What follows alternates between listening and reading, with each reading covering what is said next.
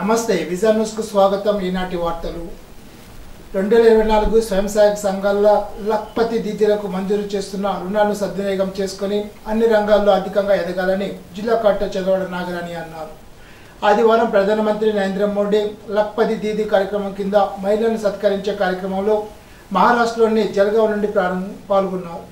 Bhimavaram collectorate video conference hall నుండి జిల్లా collector చదవడ Nagarani తదితరులు పాల్గొన్నారు. ఈ సందర్భంగా జిల్లా కలెక్టర్ నాగరాణి మాట్లాడుతూ లక్పతి దీదీ కార్యక్రమాన్ని దేశ ప్రధాని నరేంద్ర మోడీ తీసుకురావడం జరిగిందని తెలిపారు. ఈ కార్యక్రమం కింద స్వయం సహాయక సంఘాల సభ్యులకు లక్షాధికారం చేయాలని, వారిని అన్ని రంగాలు అభివృద్ధి చేయాలని ఈ కార్యక్రమాన్ని చేపట్టడం జరిగిందని తెలిపారు.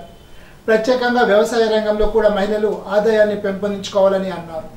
ప్రభుత్వం అందించే ₹1,00,000 నుండి 10 లక్షల వరకు రుణాన్ని ఉపయోగించుకొని జీవనోపాధిని పెంచుకునేలాగా చూడాలని, భారీ కుటీర పరిశ్రమలు ఏర్పాటు చేసుకోవడం లేదా మహిళలకు అనువైన రంగంలో అభివృద్ధి సాధించేందుకు ఉన్న అవకాశం ఉపయోగించుకునే కార్యక్రమాన్ని చేపట్టడం చేయాలని అన్నారు.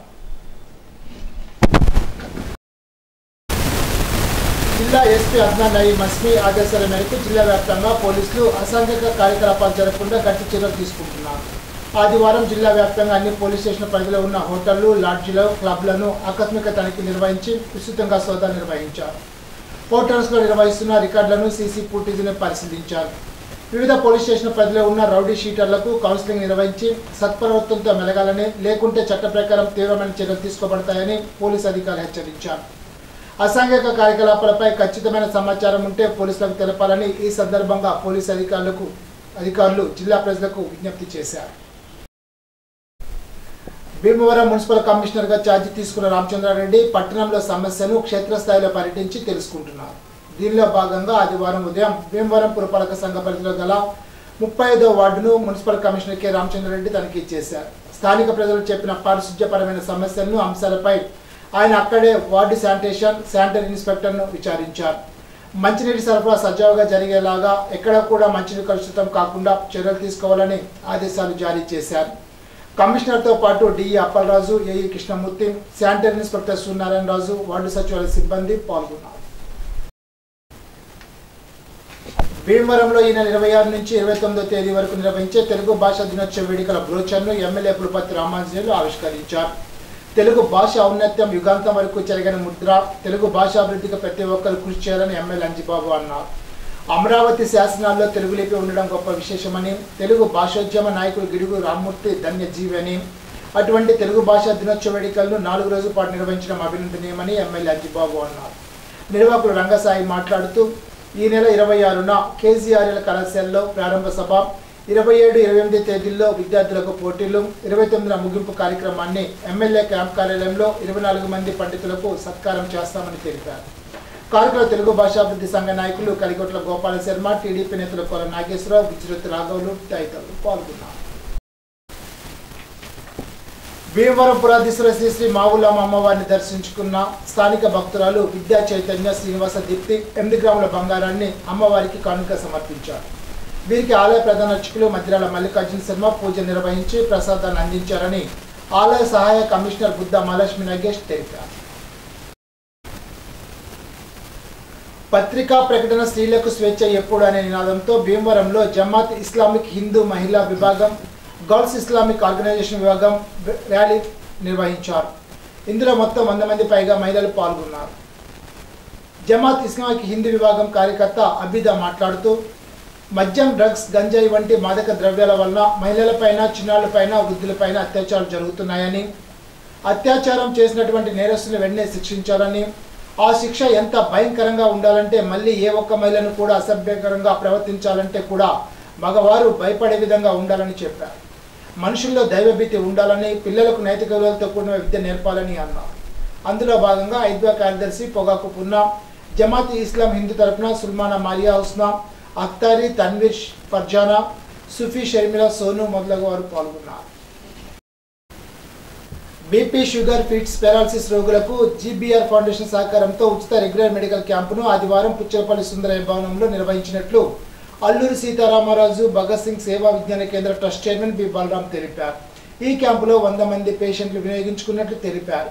3 నెలలకు 3,000 పెట్టి మందులు కొనుగోలు చేయలేని వృద్ధులకు, వికలాంగులకు వసుధ ఫౌండేషన్ తరపున ఉచితంగా మందులు అందజేసినట్లు కోఆర్డినేటర్ ఇందుకూరి ప్రసరాజు తెలిపారు. క్యాంపులో వైద్య సేవలు అందించిన ప్రముఖ వైద్యులు డాక్టర్ సందీప్ వర్మ, డాక్టర్ సత్యనారాయణ రాజులు ఇతర డాక్టర్లకు ప్రత్యేక ధన్యవాదాలు, కృతజ్ఞతలు తెలిపారు. గుండె జబ్బులున్న చిన్నపిల్లలకు ఉచిత మెడికల్ క్యాంపును మంగళవారం మెంటేవారి తోటలోని పుంచలపల్లి సుందరయ్య భవనంలో అల్లూరి సీతారామరాజు భగత్ సింగ్ సేవా విజ్ఞాన కేంద్రంలో నిర్వహిస్తున్నట్లు ఇందుకూరి ప్రసాదరాజు తెలిపారు. ఈ క్యాంపులో పెడియాట్రిక్ గుండె వైద్య నిపుణులు డాక్టర్ విక్రమ్ పాల్గొని పిల్లలకు ఉచితంగా ఓపీ, ఈసీజీ, 2D ఎకో పరీక్ష నిర్వహించి గుండె జబ్బులు గుర్తించిన చిన్నపిల్లలకు ఉచితంగా ఆపరేషన్లు చేస్తున్నట్లుగా తెలిపారు. 50 మంది చిన్నపిల్లలు ఈ క్యాంపు ద్వారా ఆపరేషన్లు, వైద్య సేవలు తీసుకొని గుండె సమస్యలు మెరుగుపరుచుకున్నట్లు ప్రసాదరాజు అన్నారు. ఈ క్యాంపును వినియోగించుకోవాల్సిందిగా కోరారు.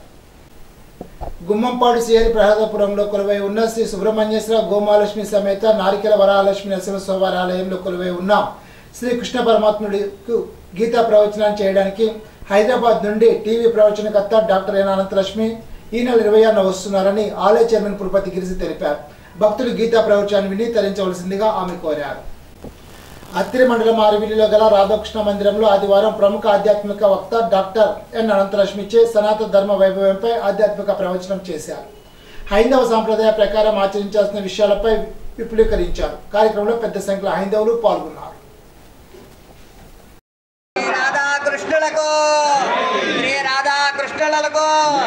ఏడుగొండలవాడ వెంకటరమణ గోవింద నుంచి ఆవిర్భవించింది. ఈ ఆవిర్భవించిన ఏం కనపడుతుంది? ముందు వెలుగు, తల, వీటితో పాటు చేతులు కూడా ఇలా పెట్టింది. కిరీటం కనపడడానికి ముందు కనపడ్డాయి చేతుల్లో ఆయుధాలు ఉన్నాయి. చేతుల్లో ఆయుధాలు ఉన్నాయంటే పని చేయడానికి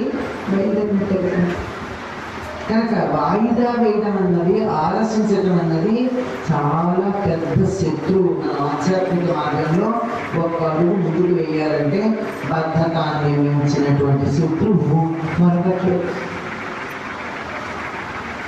ఆ విధంగా నిరంతరం కార్యోన్ముఖులం, కార్యశీలులం. ఏమో సందేహం వచ్చింది.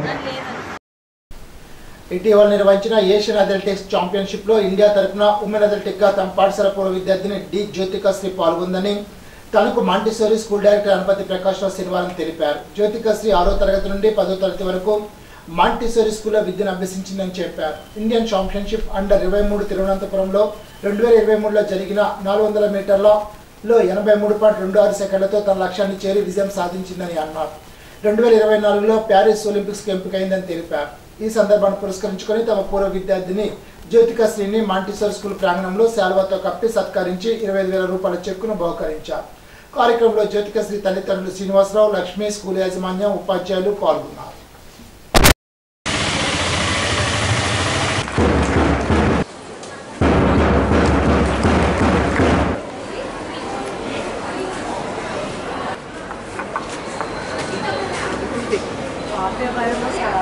First step, and this school is my first step for my career to go to Olympics. This is where my sports journey started because I never knew about sports when I joined this school. That we have annual days and we have our school encourages not only studies but drawing competitions, singing, dancing, sports, cultural, all cultural activities, everything. In my life there are many ups and downs. I faced many failures and I never stopped. Any failure didn't stop me. Every failure gave me motivation and confidence to perform better in coming competitions. So whether it is every student to participate in everything like in which you have talent. So only if you participate in everything, your talent will come out and you'll know in which you have talent.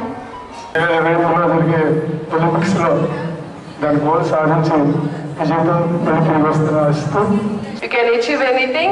Jyotikasri is standing here as an example for you.